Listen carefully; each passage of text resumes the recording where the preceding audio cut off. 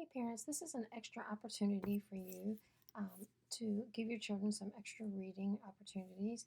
The first thing I want you to do is go to Raz-Kids.com. Make sure you put the hyphen in the middle. And once you get to Raz-Kids.com, you'll see this green button that says Kids Login. Click on Kids Login. Then you may have to search for my name, but it's Marla Cantrell, or the username is Marla Cantrell with no spaces. If you can't see it, click on Change Teacher. Then the next thing you're going to want to do is you're going to click on your child's name.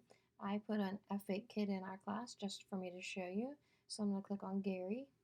And then your student's password is their name. So his would be Gary. And then their classroom number. And they all know their numbers. I write it on their paper every day. I put Gary in as 1 and then click Go. Once you're in, your child's name will appear up here in the corner, and then you're going to click on the reading room. At this time, I wouldn't worry about level up. I've assigned books at your child's reading level and a step or two above and about a step below. So they have a variety of books that they can choose from.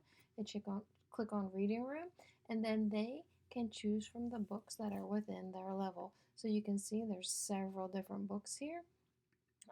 I'm not making assignments. I'm just giving them books that they can choose from. Then you can also choose up from the top. You can choose different topics. I've already chosen the leveled books for your child. There's fiction, there's books in Spanish, there's also poems and songs. And here you can click on this pink button, View All. Like I said, this is not an assignment. This is just extra opportunity for your child to get some reading.